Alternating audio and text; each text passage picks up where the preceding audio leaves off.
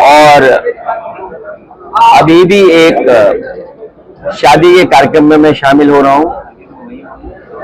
हमारी पार्टी के विधायक रही हैं, उनके परिवार में कार्यक्रम, उनकी बेटी का कार्यक्रम। इसके बाद हमारे पार्टी के एटा के जिलाध्यक्ष, उनके पारिवारिक कार्यक्रम में मैं नहीं पहुंच पाया था। अलीगढ़ में उनका घर है, इसलिए मैं उनसे मिलकर के, परिवार के लोगों को मिलकर के आशीर्वाद देकर के जाऊंगा। इससे पहले आपको याद होगा, हमारी पार्टी के विधायक, पूर्व विधायक, उनसे भी मुझे मिलने का मौका मिला था। तो मुझे खुशी है इस बहाने कि बहुत सारे कार्यकर्ताओं से मिलने का मौका मिल जाता है, और आप जैसे हमारे पत्रकार साथी, इनसे भी संपर्क हो जाता है, अपनी बात कहने का मौका मिलता है। जहां तक जो राजनीतिक परिस्थितियां हैं, भारतीय जनता पार्टी का जो रास्ता है वो नफरत भरा है। भारतीय जनता पार्टी है, और जब जब अपनी नाकामी उन्हें छिपानी होती है तो कोई ऐसा फैसला लेते हैं जिससे लोगों का ध्यान बढ़ जाए। ध्यान बढ़ने के साथ साथ समाज में कैसे हम खाई खोदें, उस दिशा में काम करते हैं। लोकतंत्र को और संविधान को, और बाबा साहब भीमराव अम्बेडकर जी का दिया हुआ संविधान, समय समय पर ये उसको नहीं मानते हैं, उसकी कोई परवाह नहीं करते हैं। ये हमारा संविधान हमारी ढाल है, संविधान हमारा सम्मान है, संविधान हमें पहचान देता है, संविधान हमारा हक अधिकार हमें दिलाता है। उस संविधान पे समय समय पर भारतीय जनता पार्टी चोट पहुंचाती है, और कानून व्यवस्था की तो पोल आज खुल गई। आज कानून व्यवस्था की पोल इसलिए खुल गई कि मुख्यमंत्री जी को साइडलाइन कर दिया गया, और अधिकारियों से ये जानकारी ली गई कि आखिरकार उस घटना में कितने दोषी पकड़े गए हैं। आपसे बेहतर कौन जानता होगा कि उत्तर प्रदेश की कानून व्यवस्था क्या है।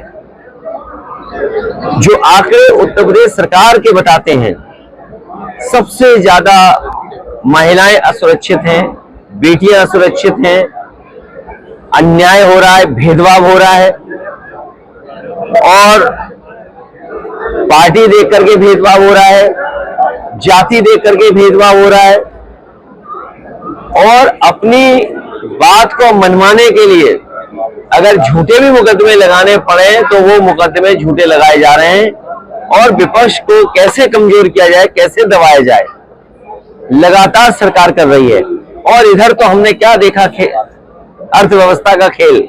जो लोग विश्व गुरु बनना चाहते थे, जो दुनिया को लीड करना चाहते थे, भारतीय जनता पार्टी जो जुमले समय समय पर बताती थी कि हम दुनिया की तीसरी और चौथी अर्थव्यवस्था बन गए, आज महंगाई कहां पहुंच गई है।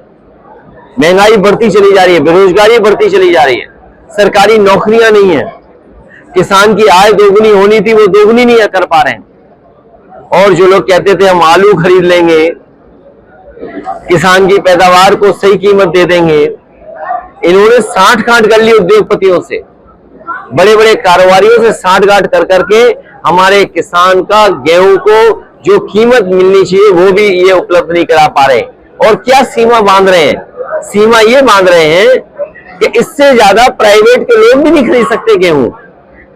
जो अगर कंपटीशन होता कहीं, जो बाजार का कंपटीशन है, इसीलिए तो ये काले कानून ला रहे थे, यही तो तर्क दे रहे थे कि बाजार का कंपटीशन होगा तो किसान को ज्यादा लाभ पहुंचेगा। लेकिन आज जब गेहूं की कीमत सही मिल सकती थी किसान को, ये पाबंदी लगा रहे हैं कि किसान को सही कीमत ना मिले गेहूं की। पीछे से बड़ी बड़ी कंपनियों को पूरा गेहूं खरीदवा दे रहे हैं, और अभी जो बारिश हुई है, जो आंधी तूफान आया है, जो नुकसान हुआ है, उसकी भरपाई सरकार करने के लिए तैयार नहीं है। इसलिए ये सरकार का जाना तय है। जहां हम लोग खड़े हैं, इससे बहुत दूर नहीं, हम और आप लोग तब भी मिले होंगे जब तोशिबा कंपनी का हरदवागंज में प्लांट लगवाया गया था, उसकी बिजली बनने लगी है, उत्पादन ज्यादा है, लेकिन बिजली की कीमत क्या है आज? बिजली की कीमत कितनी देनी पड़ रही है? न केवल शहरी लोगों को देनी पड़ रही है, बल्कि गांव के लोगों को भी दिक्कत का सामना करना पड़ रहा है।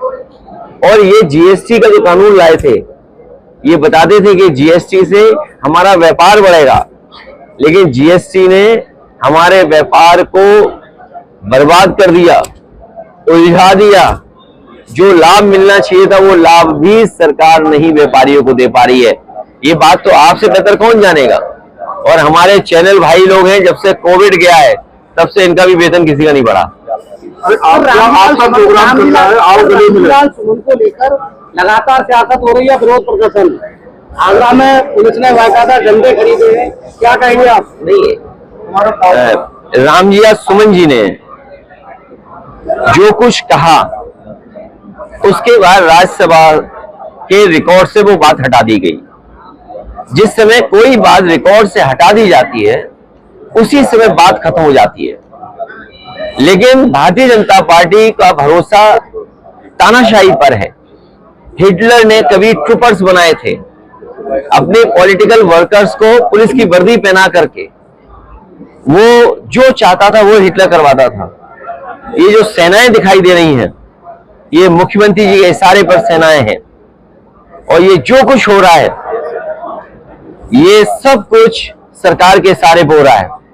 और संविधान ही हमारी ढाल है।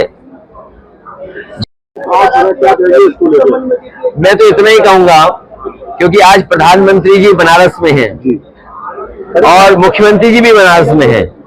अब मैं प्रोटोकॉल याद नहीं दिलाऊंगा, लेकिन मैं बस इतना ही कहना चाहूंगा, अगर गांव की बात हुई है, गले मिलो इसलिए क्योंकि हमारा जो समाज है, हमारा जो देश है, अलग अलग धर्म, अलग अलग जाति का है। हम जितना गले मिलेंगे, हम जितना एक दूसरे को समझेंगे, हम जितना एक दूसरे के त्योहार खुशियों के साथ मनाएंगे, उतना ही हमारा समाज, उतना ही हमारा देश तरक्की करेगा, उतना ही हमारे समाज में भाईचारा बढ़ेगा। और जो बात गोद लेने की या गांव में जाने की है, मैं केवल मुख्यमंत्री जी से ये कहूंगा कि जिसको गोद लिया जाता है उसे अनाथ नहीं छोड़ा जाता है। जिन सांसदों ने कभी गांव गोद लिए होंगे उन्हें अनाथ कर दिया। इसलिए मैं भारतीय जनता पार्टी को कहना चाहूंगा, उनके लीडर्स को कहना चाहूंगा कि जो गांव गोद लिए जाते हैं उनको अनाथ नहीं छोड़ा जाता है। क्या आप मानते हैं अभी भी शासन और सुशासन की उत्तर प्रदेश चल रहा है क्या? अध्यक्ष जी, सुरक्षा और सुशासन का भी मुद्दा था भाजपा सरकार का, क्या आप भी आज भी वो योगी सरकार की ताकत मानते हैं आप? मैं न मानूं। आप घटनाएं जो हो रही, आज सोचिए आप, आज प्रधानमंत्री जी सीधे मिले अधिकारियों से, ये सरकार की पोल खोलता है। ये जो घटनाएं बनारस में हुई हैं, केवल एक घटना बनारस में नहीं हुई। आप याद कीजिए, बीएचयू में एक बेटी जो पढ़ती थी, उसके साथ जो बलात्कार हुआ, उसमें जितने लोग निकले वो सब भारतीय जनता पार्टी के लोग थे। और कानून व्यवस्था की सवाल तो आपको बीजेपी से पूछना चाहिए। उनका एक विधायक कपड़े फाड़ करके भगवान श्री राम के दर्शन करने गया, और उसने जो कहा अधिकारी कमिश्नर के लिए, वो तो मैं कह भी नहीं सकता हूं। क्या दूध पिया हो तो, और यहाँ जितने पत्रकार हैं वो जानते होंगे कि ये दूध पियो वाला क्या नारा है, क्या गाली है, या किस तरीके से किसी को चैलेंज करने वाली बात है। उन्होंने अभी अपने हटे हुए कपड़े बदले नहीं हैं। तो कानून व्यवस्था तो समझ में यही है। और जब प्रधानमंत्री सीधे जानना चाहते हो तो सोचिए सरकार की क्या बची कानून व्यवस्था। और सच्चाई ये है, दिल्ली वालों को लखनऊ वाले धोखा दे रहे हैं। सर, एक अलीगढ़ को लेकर सर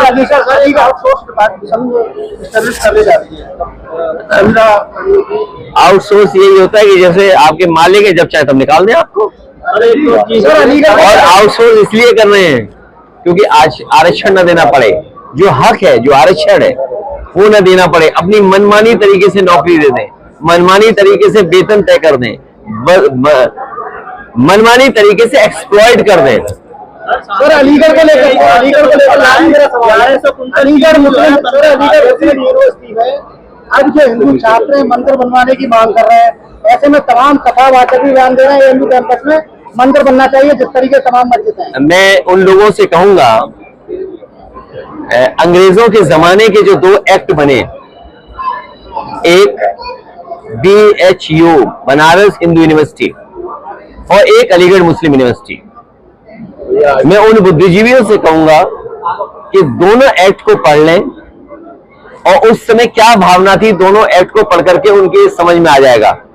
क्योंकि आजकल अगर ये आज के माहौल में कुछ चीजों को देखेंगे तो उन्हें कुछ समझ में नहीं आएगा। आज भी आप छात्रा से भी मिले थे, उन्हें भी परीक्षा मुझे दुख है इस बात का, उस बेटी से मिला। आप में से कई लोगों ने खबर चलाई, कई चैनलों में खबर चली कि उसके पहनावे को लेकर के उसे परीक्षा नहीं लिख पा रही है बेचारी, सर्टिफिकेट नहीं मिल रहा है। इससे बड़ा अनकॉन्स्टिट्यूशनल काम क्या हो सकता है? तो तभी हमने कहा कि संविधान हमारी ढाल है और ये सरकार और सरकार के अधिकारी संविधान को नहीं मान सकते। इससे बड़ा उदाहरण क्या हो सकता है कि जो कानून, जो संविधान हमें व्यवस्था देता है, जिस संविधान की वजह से हमें हक सम्मान मिल रहा है, वो हमें अधिकारी दे ही नहीं रहे सम्मान। अगर उसका भविष्य अंधकार में जा रहा है तो उसके लिए भारतीय जनता पार्टी की सरकार दोषी है, यहाँ के अधिकारी दोषी हैं कि जिसकी वजह से उसका भविष्य अंधकार में जा रहा है। वक्फ बोर्ड के खिलाफ है हम लोग। जिस तरीके से वो बिल आया है उस बिल को हम लोग कभी स्वीकार नहीं कर सकते। भारतीय जनता पार्टी के बिल को हम कभी स्वीकार नहीं कर सकते।